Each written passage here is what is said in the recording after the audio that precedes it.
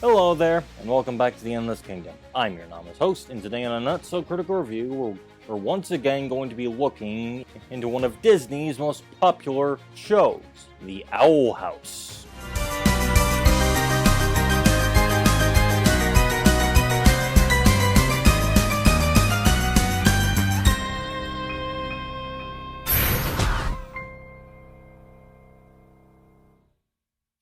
For those of you who keep up with the channel, you know I've previously reviewed The Owl House Seasons 1 and 2.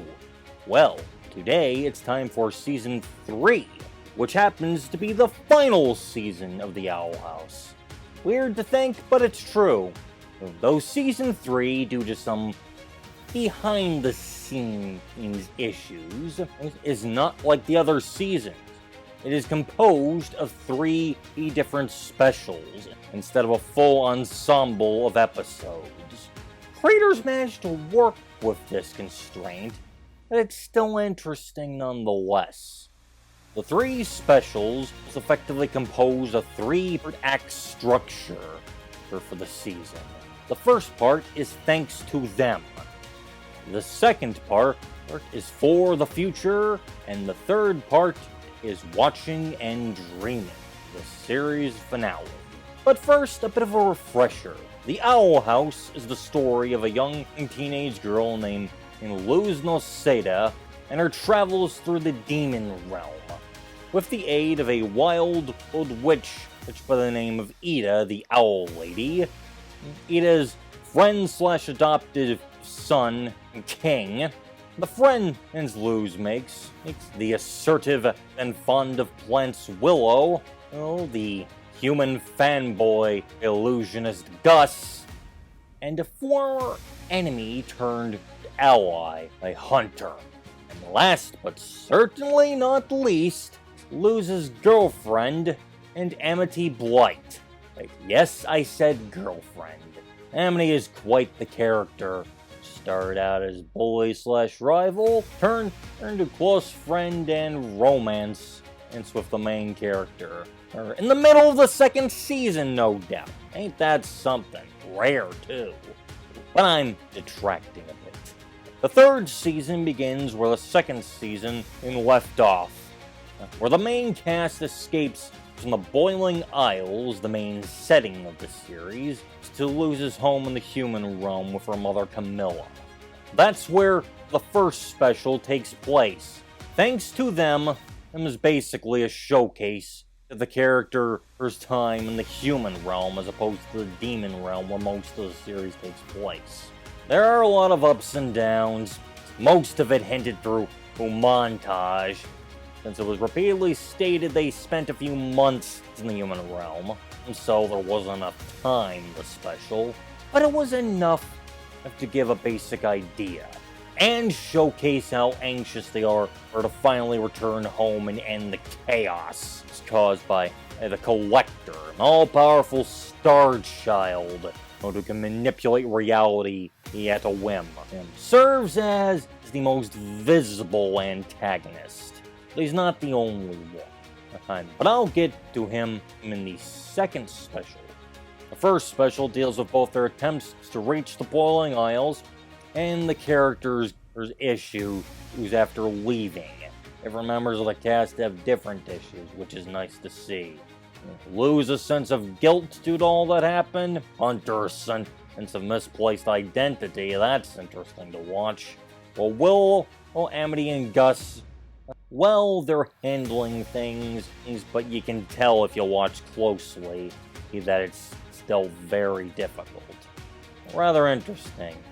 Made even more so during the second special, For the Future, where the entire gang, plus Camilla, who decided to come with Luz as emotional support, reach the demon realm only to see what the Collector has done.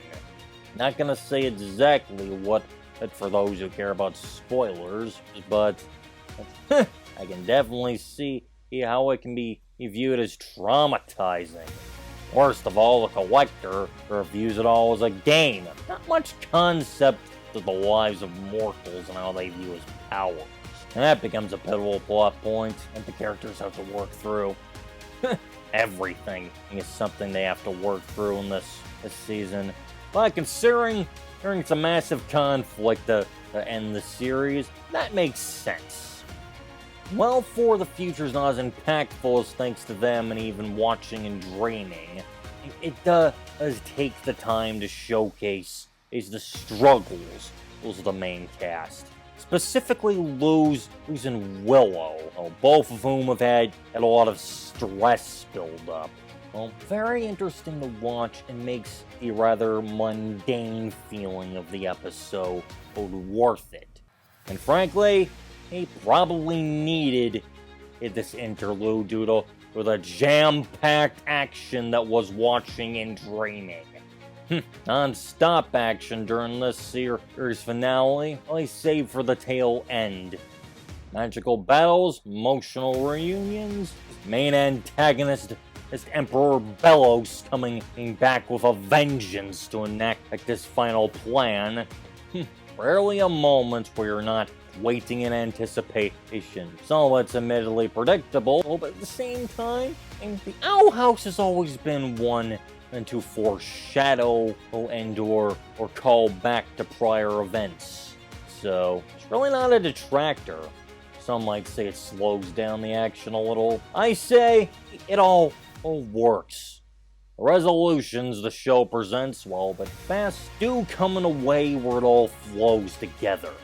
And all ending through a nice epilogue which showcases the cast after everything is all said and done, and serves as both with a nice conclusion and a hint at what may be to come should the series ever receive a spin-off. Who knows if that's gonna happen, but it's nice to think about. Overall, the third season of The Owl House, well, it's short and compressed. Definitely carries on to everything the Owl House has been known for.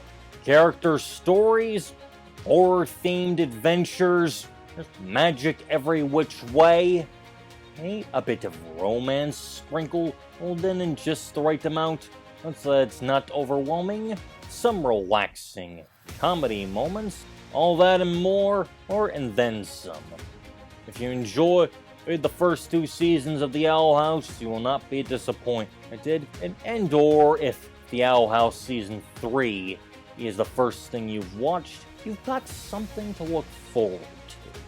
If you're looking for fantasy adventure that also showcases realistic personal struggles and growth, the 3 specials of the third season of The Owl House will not disappoint. But, as I always say, I'm not here to tell you if the show is good or bad. I'm here to state my opinion and through it let you decide if the third season of The Owl House is something you'd like to watch. So if you think the third season of The Owl House strikes your fancy, you can find it for easy streaming on Disney Plus, as well as on Disney's official YouTube channel. Both are recommended. And if you enjoyed today's not-so-critical review, you can like the video, leave a comment, subscribe if you haven't, and click the notification bell to stay up to date on all future reviews on this channel. As well as share it around with anyone you think would enjoy this content. So, until the next not-so-critical review, I've been your anonymous host of the Endless Kingdom, and I wish you all a good day.